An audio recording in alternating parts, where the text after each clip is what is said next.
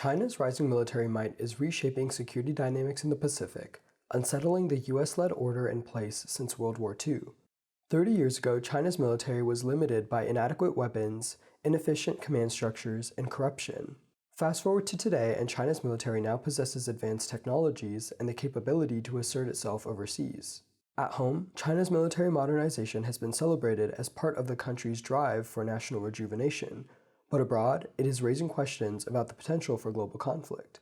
How did we get here and where are we going next? We talked to two experts to better understand why and how China's military is modernizing and why it has the United States on alert. There's certainly a U.S. factor behind China's military modernization. They're looking at us and asking what are our motives. The Gulf War in 1990, 1991, it was just a big wake-up call, I think, to China that they had been complacent. They did not have a modern military structure. 1995-96, the Taiwan Strait crisis, which was triggered by China's fears over Taiwan independence, the U.S. showing muscle and sending in aircraft carriers. That became a stimulus for China to develop its military. And part of its military modernization was focused exactly on deterring Taiwan independence and laying the groundwork for one day, perhaps a non-peaceful path towards reunification. They're worried about the prospect that the U.S. would probably intervene on behalf of an ally, whether it's Japan, whether it's the Philippines,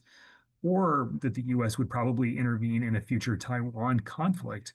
And so for the PLA, that meant that they now had to develop the military capabilities, systems, ideas, and training to not only go after a small regional opponent, but also potentially to either deter or defeat the flow of U.S. forces into the region, which is a monumental and difficult task. There are folks who worry, I think, significantly about whether or not China will choose to go to war over Taiwan sometime this decade. There's a whole discourse around the year 2027. I think what Xi Jinping has instructed the PLA to do is to be maximally ready to use very high levels of coercion if they are called on by a deadline of 2027. So the date is significant. It's also the PLA's 100th anniversary, so it's sort of a logical milestone. And they are making progress. If you look at the size, the scale of their exercises, if you look at some of the new capabilities they're bringing online, they're very serious about meeting sort of the boss's goal. And where they are today, I think if you dial back 25 or 30 years, probably would have shocked and amazed some observers at the time. In the 1990s, even early 2000s, when I started studying the Chinese military, there wasn't much to study. I mean, people forget at this point in time, the main concern was that Taiwan was going to attack mainland China, not the other way around, because Taiwan's military was so much more advanced and capable than the People's Liberation Army. The Chinese have spent the past, 30 years investing in modernizing their military force beyond just a normal modern force, but as Xi Jinping says, to become a world-class military. So their spending has gone up about 740% in defense spending since then, and they've invested first in modernizing all their equipment. So they didn't have any modern equipment before, about 0 to 4%, and now it's mostly modern. They build up huge numbers of equipment, and then Xi Jinping, when he came into power, he did this whole reorganization to try to make sure the military was ready to do joint operations. So during this period of time, the United States has come to realize, we get into like the 2010s, China at that point had specifically developed capabilities designed to attack U.S. assets in Asia, what we call anti-access area denial, or preventing a U.S. military intervention in certain contingencies like Taiwan, or if they were to attack Japan over the Senkakus or the Philippines in the South China Sea. The United States has treaty alliances with the Philippines and Japan. So the first thing the United States did was really focus on how to have a more resilient force posture, because China's military capabilities, in particular the ballistic missiles and cruise missiles, that were specifically designed in terms of ranges and targeting to hit U.S. bases and U.S. platforms like aircraft carriers. So the United States had to reconfigure how it thought about deterrence and defense in a space where it could potentially be under attack, because the United States wasn't really used to its planes being at risk or its ships being at risk. So we started using this terms of a contested environment, which is basically to say, the United States used to be able to fly and sail wherever. And now we have, for the first time, a near peer competitor that could hurt those operations. So, some of China's military modernization has focused on addressing U.S. presence in the Pacific. But what else is pushing the PLA to expand and evolve? You have other aspects of China's military modernization that are not so much about the United States, but about the broader range of challenges that they face around their periphery and even beginning inside their periphery in China itself. And so you kind of have to ask the question, well, if your main purpose in life is preparing for a future war with Taiwan, then why do you need to maintain 1 million ground force personnel that are stationed in China that never leave China? And part of the answer to that is that there are continuing concerns over internal instability. After 1989, domestic emergencies, natural disasters, and crises that go on, you just need a lot of boots on the ground to do that. But then, even regionally, you have many other challenges other than Taiwan. For the PLA, these are things they have to worry about. And so, in the 1990s, especially in the 2000s, they start to pay much more attention to the South China Sea because they view their economic destiny and progress as tied to the ocean and tied to control over sea lanes near their borders. But they also have these expansionist territorial claims that have been on the books for many years, but now they have more capability and more interest in actively defending. And so they need not only high-end precision capabilities, but they just need a large navy. They need a large Coast Guard. They need some Air Force planes, basically just to project power and to try to achieve what they call effective control over this vast expanse of maritime territory south of their borders. So they have another problem that crops up with Japan in the East China Sea over the Senkaku, the Diaoyu Islands. They have other regional issues, such as on the Korean Peninsula, the fact that North Korea is pursuing nuclear weapons, and you have a series of crises throughout the 90s and the 2000s on the Korean Peninsula. China has a long memory, and they look back to 1950 and the problems that could be caused if there were another Korean War.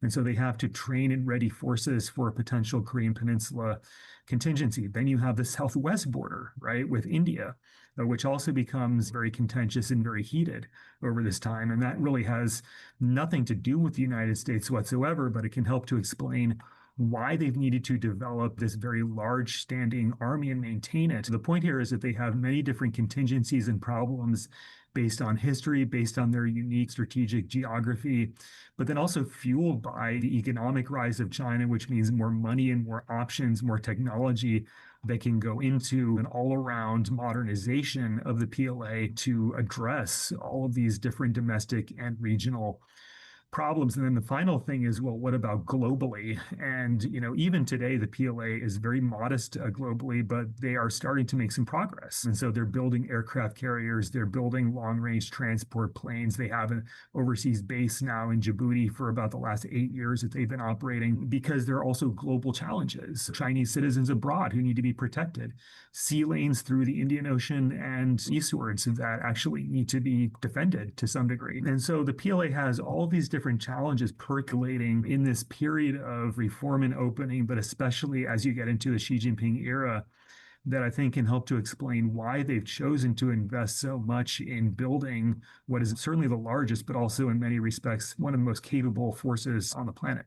Clearly, China's military has become a force to be reckoned with. So, how is the U.S. reacting to this change? So in 2009, 2010, this is the first time Chinese ships are able to sail to the South China Sea. At the end of the 2000s, it's the first time, mid-1990s, that Chinese airplanes can fly over water to even go near Taiwan. So all of a sudden, we see this increase in military presence on the part of the Chinese that are engaging in what we call sort of aggressive or unprofessional maneuvers. This is when, your stuff is getting really close. You're literally playing a game of chicken, flying towards things that could potentially lead to a collision and escalation to conflict. And we start seeing China using a lot of gray zone activities, which means that they're not using traditional military tactics. There's a lot of deniability in what they're doing. So then the U.S. Defense Department starts thinking about, okay, how do we respond to these lower level types of things? The U.S. Coast Guard starts operating in the Indo-Pacific for the first time. The United States starts forming partnerships and deepening alliance frameworks, trying to support the Coast Guards of these countries to push back against China.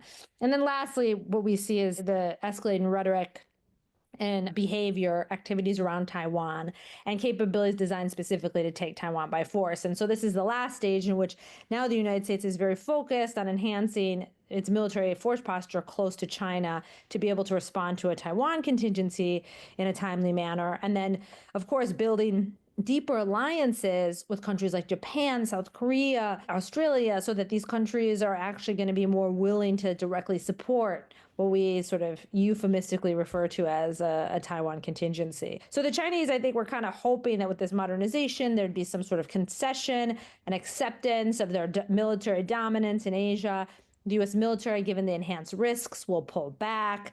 Allies and partners, given that they're under threat, would instead sort of lean closer to Beijing. But that is not so far how the U.S. government has reacted to these changes. And it seems like, at least for now, the United States is very dead set on maintaining its position in Asia. Discussions of China's military modernization have recently included the topic of nukes.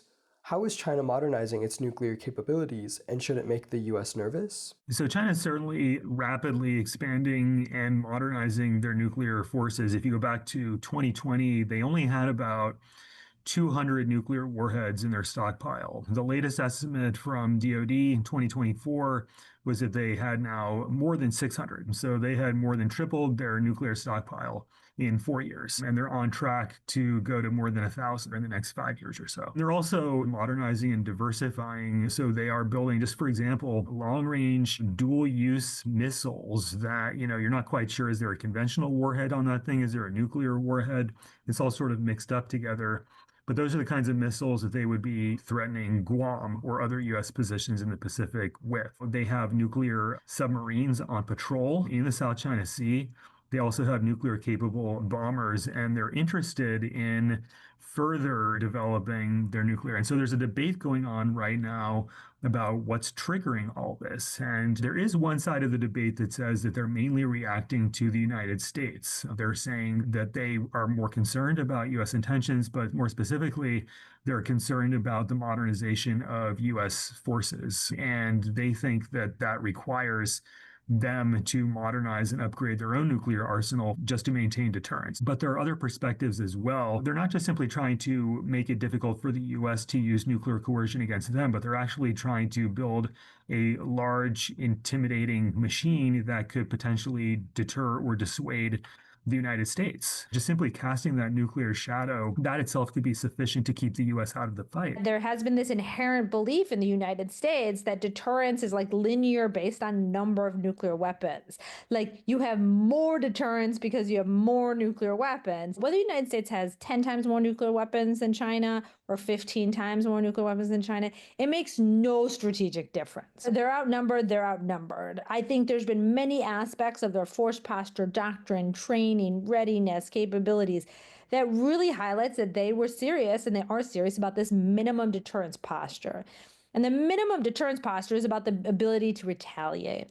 So their view is the United States does not have the resolve to absorb a nuclear attack, period. Like whether it's 2 nuclear weapons or 20, like 2 is too much, especially in the conflicts we're talking about. Is the United States really going to accept like a nuclear detonation in Los Angeles to protect uninhabited islands in the South China Sea? Like, no, no one believes it. So it's like, if China just can threaten that, that's enough. If China, for whatever reason, wanted to complicate U.S. planning, they don't need more nuclear weapons. They just need to say that they will use nuclear weapons if the United States intervenes in a conflict. They've never made that declaration. They've never changed their force posture to support that.